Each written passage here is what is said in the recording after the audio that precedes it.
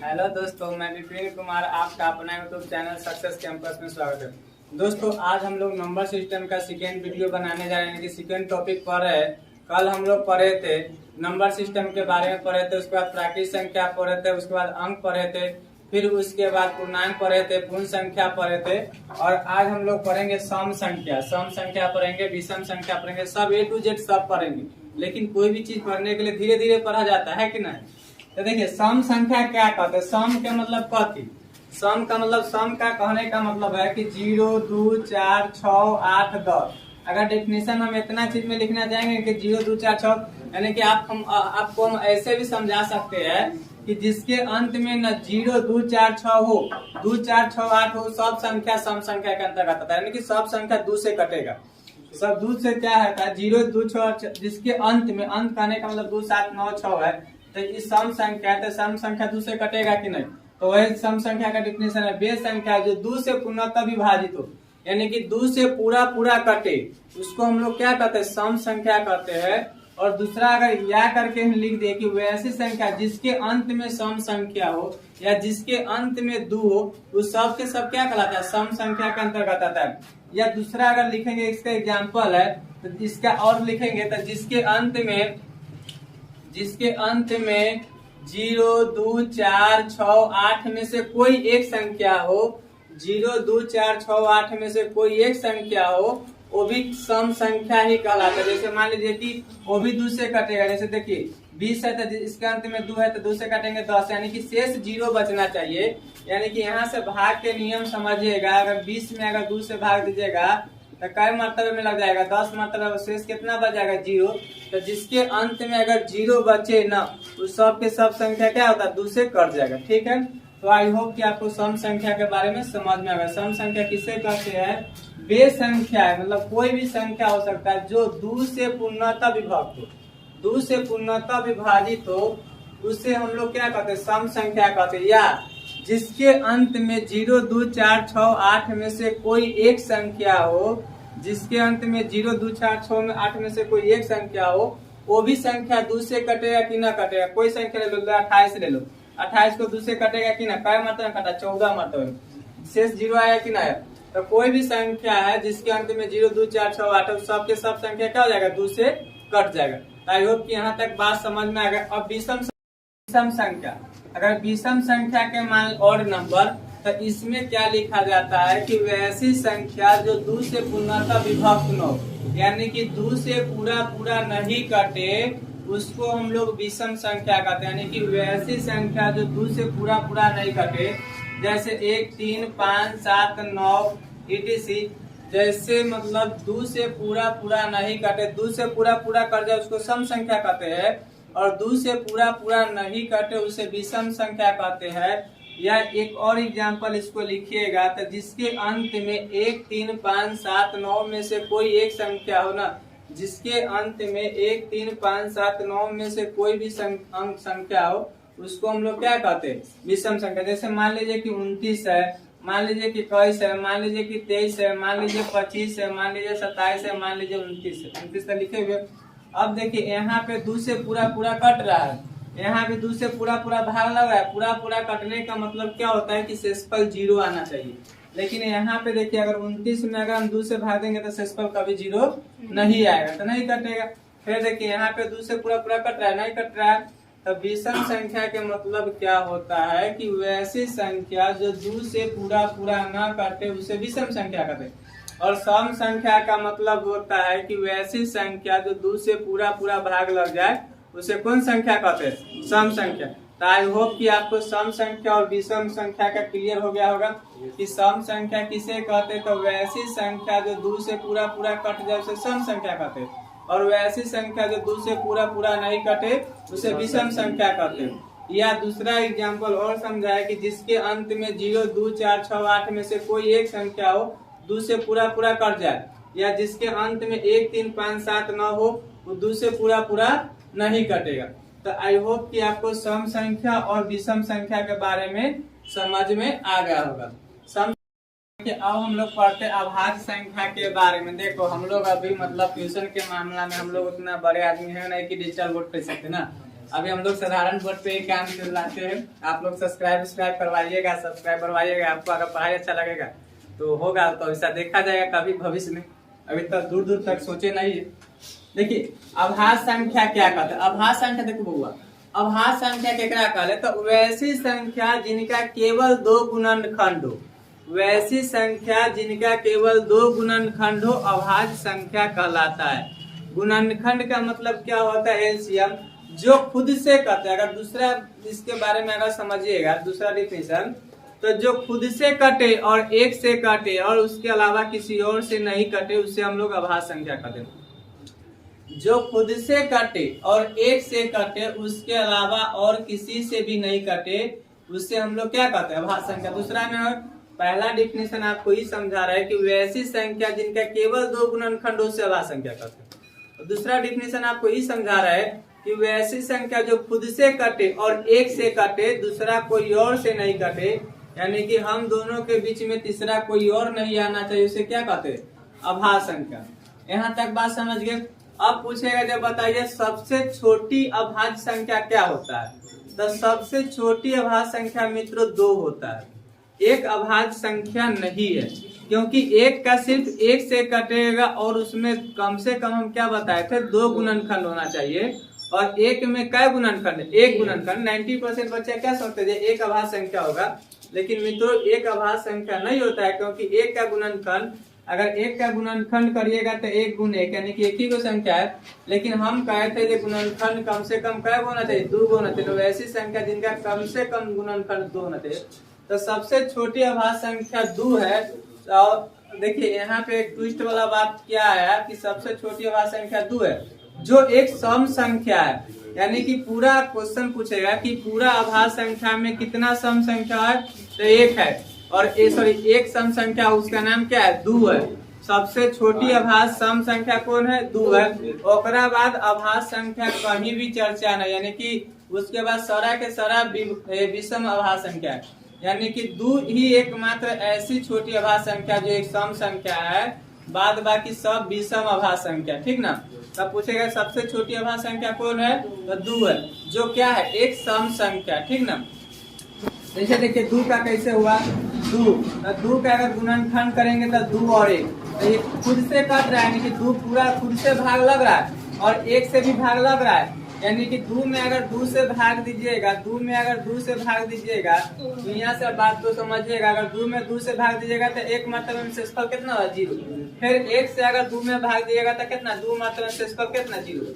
यानी कि 2 कंडीशन हम लिए, यानी कि खुद से कटे, तब खुद यानी कि जो संख्या दिया हुआ रहेगा ना, जो अंक दिया हुआ रहेगा ना, वो खुद से कटना चाहिए और 1 से कटना चाहिए, उसके अलावा कोई और संख्या से नहीं कटेगा, उसी को हम लोग क्या कहते हैं, अभाज्य संख्या। जैसे देखिए 3 देखिए, तो 3 कौन संख्या से कर सकता है, एगो 1 से कर सकता है कि ना, और एगो खुद 3 से कर सकता है, एगो 1 से कर सकता है और एगो 3 से कर सकता है। लेकिन यहीं पे अगर 4 के बात ले लेते हैं, तो 4 को देखिए, पहला कंडीशन है कि 4 1 से भी कटेगा, 4 1 से भी कटेगा, 4 2 से भी कटेगा और 4 से भी कटेगा, तो 3 गो। लेकिन हम कंडीशन क्या आपको समझाए थे, हम कंडीशन आपको ही सिखाए समझाए थे कि नहीं 3 गो गुणनखंड होगा तो अभाज्य संख्या नहीं होगा। कम अभाज्य संख्या के लिए कै गो होना चाहिए, 2 गो। यहाँ पे 2 एक्स्ट्रा हो गया, 2 नहीं होता तो अभाज्य संख्या होता कि नहीं, लेकिन नहीं होगा। क्यों नहीं होगा, क्योंकि यहाँ पे 2 एक्स्ट्रा आ गया। जैसे 5 ले लीजिए, था 5 कौन कौन संख्या से कट रहा है, 1 और 5 से कट रहा है, ये अभाज्य संख्या होगा कि नहीं होगा। अभाज्य संख्या के मतलब जो खुद से कटे, जो संख्या क्वेश्चन में दिया हुआ वो, और जो एक दूसरा संख्या क्या हो जाएगा, 1 हो जाएगा, ये दोनों के अलावा किसी और से कटेगा तो अभाज्य संख्या नहीं होगा। जैसे देखिए 6 ले लीजिए, तो 6 क्या हो जाएगा, 2 3 और 6 और 1, तो अभाज्य संख्या ना। आप बहुत आदमी क्या सोचते हैं 9 सर अभाज्य संख्या है, हालांकि 9 विषम संख्या है, तो 9 भी अभाज्य संख्या नहीं है। ये 9 1 से भी कट रहा है, 9 3 से भी कट रहा है, 3 से भी कट रहा है, और 9 3 से 1 3 9 से कट रहा है। तो हम क्या आपको समझा रहे हैं कि अभाज्य संख्या में सिर्फ 2 डिजिट, यानी कि वैसी संख्या जिसका केवल 2 गुणनखंड हो, जो स्वयं से और 1 के अलावा किसी और से नहीं कटे, उससे हम लोग क्या कहते हैं, अभाज्य संख्या कहते हैं। और बाद फिर पूछेगा जब बताइए सबसे छोटी अभाज्य संख्या कौन है, तो सबसे छोटी अभाज्य संख्या 2 है। सबसे छोटी अभाज्य संख्या कौन है? तो सबसे छोटी अभाज्य संख्या 2 है, जो क्या है, जो एक सम संख्या है, जो एक सम संख्या। एकरा बाद ना कोई अभाज्य संख्या में सम संख्या नहीं होता है, एकरा बाद कोई अभाज्य संख्या में सम संख्या नहीं होता है। यहाँ तक आप क्लियर हो गए। अब क्वेश्चन पूछेगा नहीं तो बताइए 1 से 100 तक में जब टॉपिक पढ़ाया, अभी खाली आपको इस टॉपिक पे बहुत क्वेश्चन बनवाएंगे बाद में बुक से। अब पूछेगा क्वेश्चन की बताइए 1 से 100 तक अभाज्य संख्या कितना होता है। क्वेश्चन अगर आपसे पूछेगा जो बताइए 1 से 100 तक में अभाज्य संख्या की संख्या कितना हो जाएगा, तो 25 होता है। 1 से 100 तक में ना अभाज्य संख्या की संख्या कितना हो जाएगा, 25 हो जाएगा।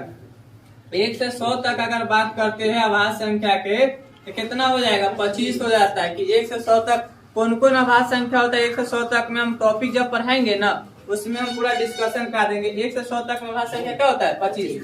तो आई होप कि जैसे पहला देख लीजिए, पहला 2 3 ओकरा बाद 7 हो जाएगा, उसके बाद 5 हो जाएगा। नहीं कि 1 से 10 तक में कितना हो जाएगा, 2 3 4। तो इसके वो ट्रिक भी होता है कि 1 से 10 तक कहेगा ना तो कै हो जाएगा, 4 गो।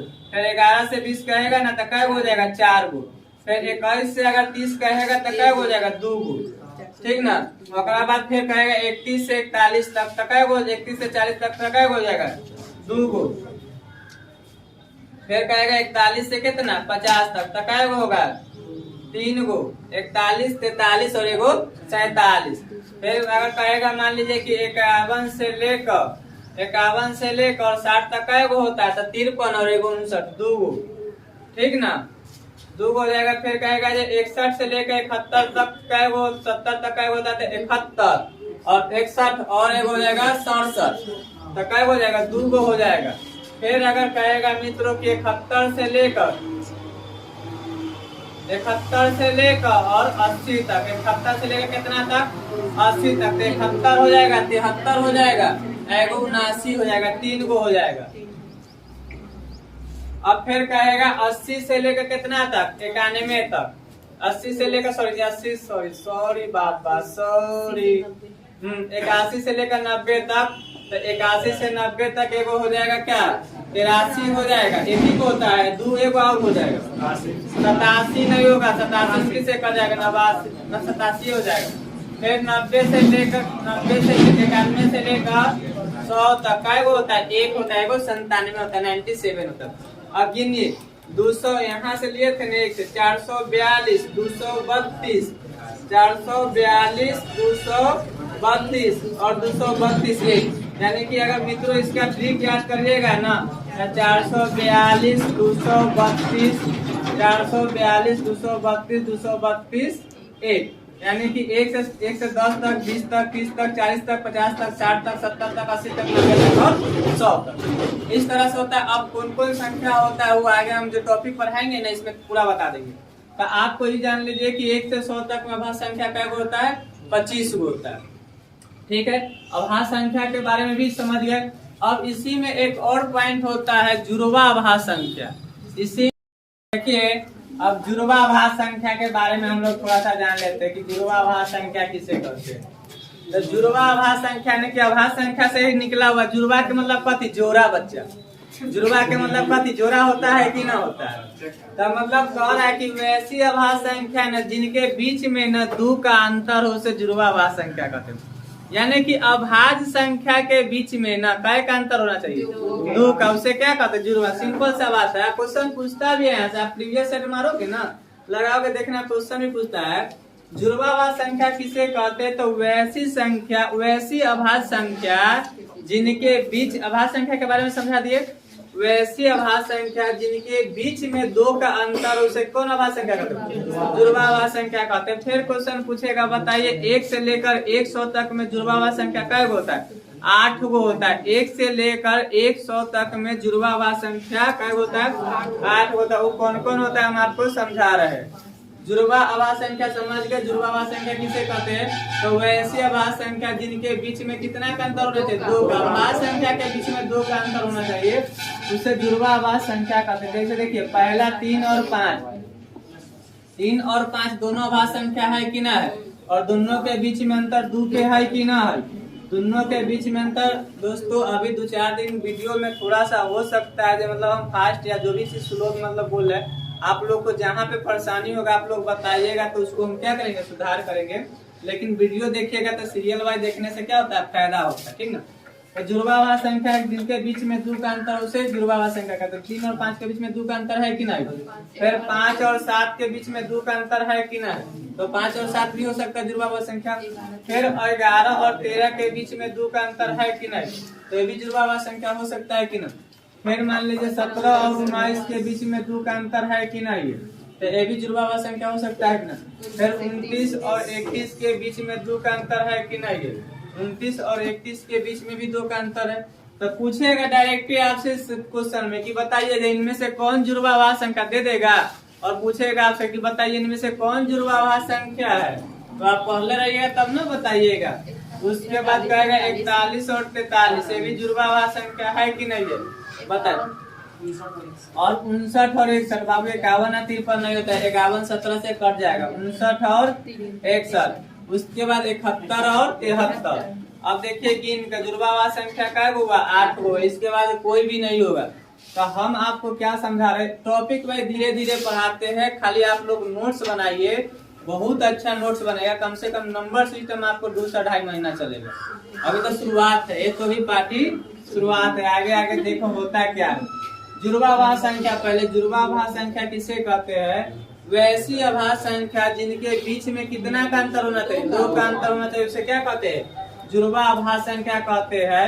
और जुड़वाभास संख्या पूछेगा कि बताइए 1 से लेकर 100 तक में कितना होता है, 8 गो। जुड़वाभास संख्या 1 से लेकर 100 तक में कितना होता है, 8 गो। पहला में 3 5 5 7 11 13 17 19 29 31 41 43 59 61 और 71 73। इसके बाद जुड़वाभास संख्या नहीं होता है। तो 1 से 100 तक में जुड़वाभास संख्या क्या होता है, 8 को। क्लियर हो गया। जुड़वाभास संख्या किसको कहते हैं, तो वैसी संख्या जिनके बीच में, वैसे भास संख्या जिनके बीच में क्या का अंतर होना चाहिए, 2 का अंतर होना चाहिए, उसे जुड़वाभास संख्या कहते हैं। आई होप ये भी बात आपको समझ गई। अब जुड़वाभास संख्या समझ गए, लिख लिए आप लोग भी ऑनलाइन वाले कॉपी कलम लेकर ही बैठिएगा वीडियो देखने के लिए ना। अब देखो आभास संख्या समझ लो, अब हम आभास संख्या समझ गए, जुड़वाभास संख्या समझ ली। अब जनरली की भास संख्या केकरा कहले, अब हम सब क्या पढ़ेंगे कि भास संख्या बताइए। देखिए दोस्तों, अब हम लोग पढ़ते हैं भास संख्या के बारे में। भास संख्या किसे कहते हैं, तो वैसी संख्या जिनका कम से कम 3 गुणनखंड हो और अधिक से अधिक कितनों भी हो सकता है, उसे हम लोग क्या कहते हैं, भास संख्या कहते हैं। भास संख्या कहने का मतलब क्या होता है, जो वैसी संख्या जो कम से कम 3 गुणनखंड यानी कि कम से कम 3 अंक से कटना चाहिए और शेषफल कितना ना चाहिए 0, और अधिक से अधिक कितनों अंक हो उससे कोई मतलब नहीं है। अब आपसे पूछेगा जो बताइए सबसे छोटी भास संख्या कौन है, तो सबसे छोटी भास संख्या 4 होता है। सबसे छोटी भास संख्या कौन होता है, 4 होता है। फिर पूछेगा जो बताइए कि 1 से लेकर 100 तक भास संख्या कितना होता है, तो 74 होता है, यानी कि 74। फिर आपसे पूछेगा जो बताइए 1 से लेकर 100 तक में भास संख्या कितना होता है, तो 74। हम क्या आपको समझा रहे हैं, भास संख्या के बारे में समझा रहे हैं। भास संख्या किससे कहते हैं, तो वैसी संख्या जिनका कम से कम 3 गुणनखंड हो, कम से कम 3 गुणनखंड हो, उससे हम लोग क्या कहते हैं, भास संख्या कहते हैं। सबसे छोटी भास संख्या कौन है, सबसे छोटी। देखिए अभी 90% बच्चा क्या जानता है कि सबसे छोटी भास संख्या 2 होता है, लेकिन भैया हमार 2 के 2 गुणनखंड हो, यहाँ कम से कम 3 गुणनखंड हो, तो 2 कैसे हो जाते, 2 तो सवाल ना पैदा हो, 2 होते। तो सबसे वैसी संख्या सबसे छोटी भास संख्या, सबसे छोटी भास संख्या 4 होता है। सबसे छोटी भास संख्या कितना होता है, 4 होता है सबसे छोटी भास संख्या। तब ना नोट बना लीजिएगा, अच्छा नोट बनेगा। 1 से लेकर 100 तक भास संख्या कितना होता है, 74 होता है। और सबसे छोटी भास संख्या अगर 4 लीजिएगा तो 4 के देखिए तो 1 2 और 4, जिसका 3 गुणनखंड है कि नहीं, यानी कि एक तो होबे नहीं करेगा, ये तो पहले हटा दिए। 2 और 3 का 4 के बाद सबसे छोटी भास संख्या कौन हो जाएगा, 4। उसके बाद अगर 6 लीजिएगा, 5 के भी लीजिएगा तो 5 नहीं होगा, 5 के तो 1 और 5 होता है। 6 लीजिएगा तो देखिए 1 2 3 और कितना 6। तो देखिए हम क्या बताए थे कि कम से कम 3 गुणनखंड हो और अधिक से अधिक कितना भी हो सकता है, 6 भी हो सकता है, 8 भी हो सकता है, 10 भी हो सकता है, 12 भी हो सकता है, अनुमान नहीं लगा सकते। क्लियर हो गया। जैसे मान लीजिए ना कि 15 ले ले, 15 ले लीजिए, तब 15 के ले लीजिए 1 3 5 और कितना 15, तो 4 हुआ कि ना हुआ। तो कम से कम 3 गुणनखंड हो और अधिक से अधिक क्या हो, कितना भी, उसे क्या कहते हैं, भाज्य संख्या कहते हैं। मित्रों अब यहाँ पे एक बात समझने वाला है कि सर आप बताएं कि 1 से लेकर 100 तक में 74 गो भाज्य संख्या है। 1 से लेकर 100 तक में 74 गो भाज्य संख्या है और 1 से लेकर 100 तक में 25 गो भाज्य संख्या। ये भाज्य संख्या है, यानी कि 74 गो ऐसा संख्या होगा ना जो भाज्य संख्या होगा और 25 गो ऐसा संख्या होगा ना जो अभाज्य संख्या होगा। कौन संख्या होगा, अभाज्य संख्या होगा। तो इसको अगर हम लोग जोड़ते हैं तो कितना हो जाता है, 99 होता है। फिर भी एक संख्या बच रहा है कि ना बच रहा है, और वो एक संख्या बच रहा है उसका नाम क्या है, एक है। तो भाई हमार एक ना तो अभाज्य संख्या के रूल फॉलो करकई और ना तो भाज्य संख्या के रूल फॉलो करकई। एक ना तो अभाज्य संख्या के नियम के पालन करकई। अभाज्य संख्या कहे छै कम से कम 3 गो, अभाज्य संख्या कहे कम से कम 2 गो गुणनखंड होय के चाहिए और भाज्य संख्या कहे कम से कम 3 गो गुणनखंड होय के चाहिए। ये दोनों में से कोई नियम फॉलो न करकई तो ना तो अभाज्य संख्या होता है और ना भाज्य संख्या होता है। एक नेचुरल नंबर यानी कि प्राकृतिक संख्या सबसे छोटी प्राकृतिक संख्या। क्वेश्चन पूछे गए यहाँ से, तो बताइए एक क्या है, तो एक प्राकृतिक संख्या है, ना भाज्य संख्या है ना अभाज्य संख्या है। यहाँ तक किन्हीं को दिक्कत डाउट समस्या है तो बोलिए, यहाँ तक किन्हीं को डाउट दिक्कत समस्या है तो बोलिए। हेलो दोस्तों, तो आज बढ़ाने दीजिए, मिलते हैं नेक्स्ट क्लास में। जय हिंद जय भारत।